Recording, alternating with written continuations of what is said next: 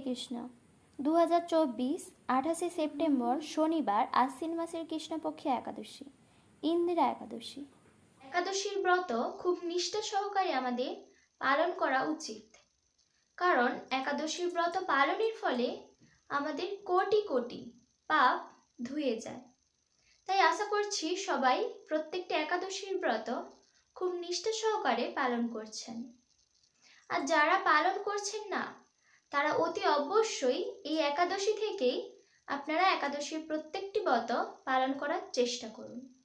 ইন্দিরা একাদশীর মাহাত্ম্য। মহারাজ যুধিষ্ঠির বললেন, হে মধুসূদন, আশ্বিন মাসের কৃষ্ণপক্ষের একাদশী কি নাম তা কৃপা করে বলুন।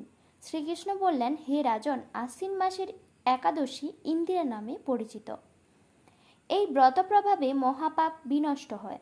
এমনকি কর্মবিপাকে যারা নিম্নজনী লাভ করেছেন, সেই পূর্বপুরুষদেরও উত্তম গতি লাভ হয়। এই একাদশীর মাহাত্ম্য শোনা মাত্রই সামবেদীয় যজ্ঞফল প্রাপ্ত হওয়া যায়। হে রাজন, মাহিষ্মতি নগরে ইন্দ্রসেন নামে এক প্রসিদ্ধ রাজা ছিলেন।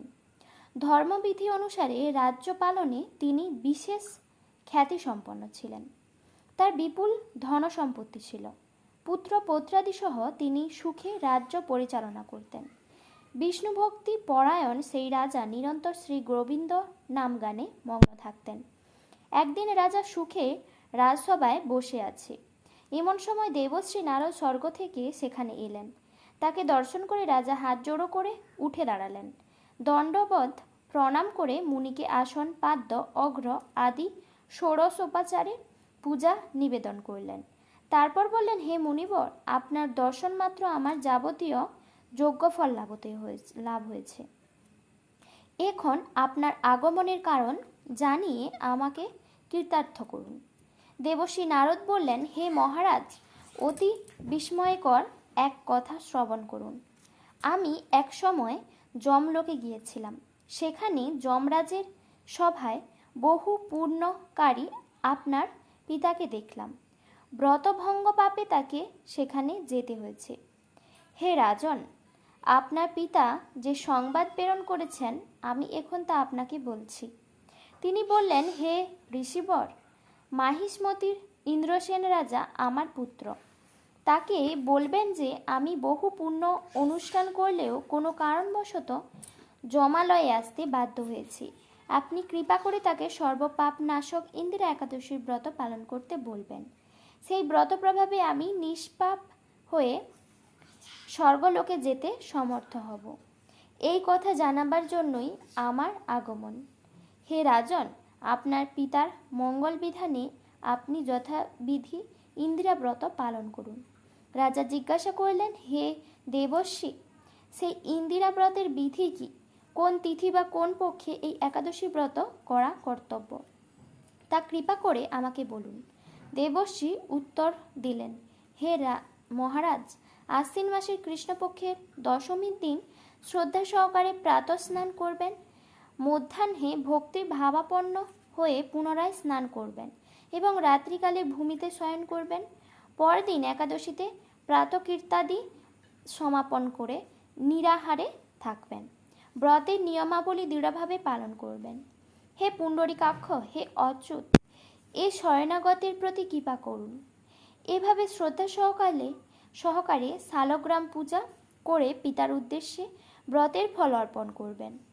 দ্বাদশীর দিন সকালে ভক্তিভরে শ্রী গোবিন্দের পূজা করে ব্রাহ্মণ ভোজন করিয়ে অবশেষে নিজে মহাপ্রসাদ গ্রহণ করবেন। হে রাজন, বিধি অনুসারে শ্রীহরি এবং ভক্তদের অর্চন করলে আপনার পিতৃবর্গ মুক্তিলাভ করে শীঘ্রই বৈকুণ্ঠে গমন করবেন। রাজাকে এই উপদেশ দিয়ে দেবশ্রী নারদ প্রস্থান করলেন। রাজা ইন্দ্রসেন মুনিবরের উপদেশ অনুসারে পুত্র পরিজন সহ ভক্তি সহকারে এই ইন্দিরা ব্রতের অনুষ্ঠান করলেন। তখন দেবলোক থেকে পুষ্পবৃষ্টি হতে লাগল এবং তার পিতাও বিষ্ণুলোকে গমন করলেন। তারপর রাজা ইন্দ্রসেন নিজ পুত্রকে রাজ্যভার অর্পণ করে নিজেও বিষ্ণুলোকে ফিরে গেলেন। এই ইন্দিরা একাদশীর মাহাত্ম্য পাঠে ও শ্রবণে মানুষ সকল পাপ মুক্ত হয়ে বিষ্ণুলোক প্রাপ্ত হয়। একাদশীর পরের দিন পালনের সময়সূচি। পশ্চিমবঙ্গ 5টা 29 থেকে 9টা 27। বাংলাদেশ 5টা 56 থেকে 9টা 42। দিল্লি 6টা 13 থেকে 10টা 12। মুম্বাই মহারাষ্ট্র 6টা 28 থেকে 10টা 28। পুনে মহারাষ্ট্র 6টা 24 থেকে 10টা 24। নাগপুর মহারাষ্ট্র 6টা 4 থেকে 10টা 3। চেন্নাই তামিলনাড়ু 5টা 58 থেকে 9টা 58। ভুবনেশ্বর উড়িষ্যা 5টা 37 থেকে 9টা 36। বিহার 5টা 40 থেকে 9টা 39। ঝাড়খণ্ড 5টা 39 থেকে 9টা 39। ছত্তিশগড় 5টা 53 থেকে 9টা 52। শিলং মেঘালয় 5টা 13 থেকে 9টা 12।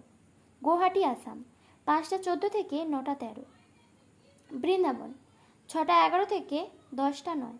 মিজোরাম 5টা 9 থেকে 9টা 8। সিকিম 5টা 27 থেকে 9টা 26। ব্যাঙ্গালোর কর্ণাটক 6টা 8 থেকে 10টা 9। হায়দ্রাবাদ তেলেঙ্গানা 6টা 6 থেকে 10টা 6। গুজরাট 6টা 36 থেকে 10টা 35। কেরালা 6টা 13 থেকে 10টা 14। রাজস্থান 6টা 24 থেকে 10টা 23। নাগাল্যান্ড 5টা 3 থেকে 9টা 2।